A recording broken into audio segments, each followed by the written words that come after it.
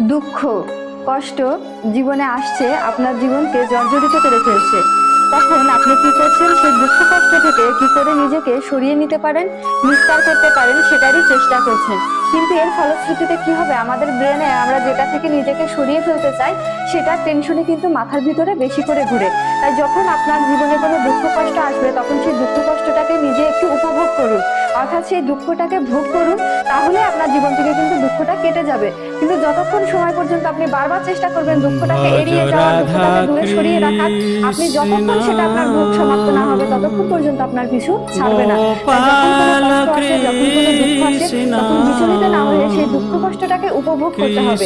উপভোগ করে নিজেকে সেখান থেকে ধীরে ধীরে সেই জায়গা থেকে সরিয়ে নিয়ে আসতে হবে। এখন আপনি যদি একবারে চিন্তা করেন যে আমি এটা থেকে দূরে থাকবো, এটা থেকে সরে থাকবো, তাহলে এখান থেকে আপনি নিজেকে প্রতিকার করতে পারবেন না। বারবার সেই দুঃখ কষ্টে জড়িয়ে পড়বেন আর